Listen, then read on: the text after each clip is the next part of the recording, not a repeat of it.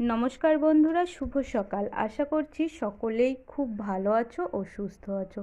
সকলে ভালো থাকলেও কিন্তু মানসিক দিক থেকে আমরা কেউই তেমনভাবে ভালো নেই। ভূস্বর্গ কাশ্মীরে যে ঘটনাটা ঘটেছে তা সত্যিই হৃদয় বিদারক। সেই জন্যই অনেক দিনই হয়ে গেল আমি কোনো আর কি ভিডিও মিনি ব্লগ আপলোড করিনি। তো ইচ্ছা করেনি আর কি। তবে যাই হোক, যা ঘটেছে তা সত্যিই মর্মান্তিক।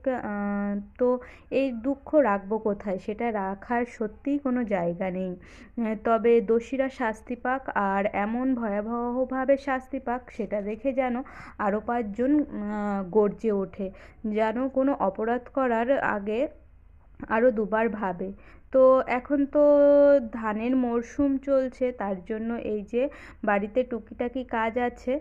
তো এই যে বিকালের দিকটাতে একটু মাঠে এসেছিলাম। তো ওই যে ধানগুলো আগে দেখলেন যে ওগুলোকে আর কি এক জায়গাতে করা হচ্ছিল। এখন তো বৃষ্টির কথা বলা যায় না, সেই কারণে। আর এই যে দেখুন, এই দিকে ধানটা কাটা আছে, ওই যে দূরে আরও দুজন ধান বাঁধছে। আর এই সময়টাতে মাঠে আসলে নানান রকমের দৃশ্য দেখা যায়, সেগুলো সত্যিই দেখতে ভীষণ ভীষণ ভালো লাগে। তো এই যে ধানটা কাটা আছে, এটা আমাদের নয়, এটা পাশের জমির একটা ধান। তবে ধান সম্বন্ধে অতটা না বুঝলেও তবে এই ধানটা দেখে মনে হচ্ছে খুবই ভালো হয়েছে। আর এই যে আমাদের ধানটা, আসলে এগুলো আমাদের জোন থাকে, তবে অল্প একটু জমি, সেই কারণে আজকে আর জোন নেওয়া হয়নি। তো আমি, মা আর বাবা মিলে এসেছি এই ধানটা গোছাতে। তো এই যে আমি ওই নামে মাত্রই, তবে যেটুকু পেরেছি সেটুকুই সাহায্য করেছি। তারপরে বাড়ি ফিরে যাচ্ছিলাম, আর এই যে দেখুন, এই জমিটাতে কি সুন্দর শাক হয়েছে। এই শাকগুলো না খেতে ভীষণ ভীষণ ভালো লাগে।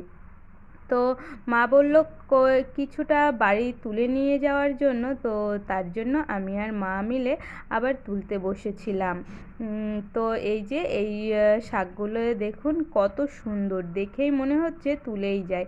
এটা ছিল পাশে আরেকটা চাষের জমি। দেখুন এই যে ঝিঙের জমিতে এই শাকগুলো হয়েছে, আর দেখেও ভীষণ ভীষণ ভাল লাগছিল। ঝিঙের ওই যে হলুদ হলুদ ফুলগুলো যেন চোখটাকে ভীষণভাবে টানছিল।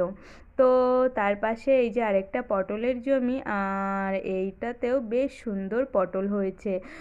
আর এই সময়টাতে মাঠে আসলে নানান ধরনের দৃশ্য দেখতে সত্যিই অপূর্ব লাগে। তো এই যে ছোট্ট ছোট্ট গাছে পটল এসেছে, এই পটলগুলো ভাজা করে খেতে ভীষণ ভাল লাগে। তো সব কিছু মিলিয়ে এতটুকুই ছিল ব্লগখানি। আপনাদের কেমন লাগলো তা অবশ্যই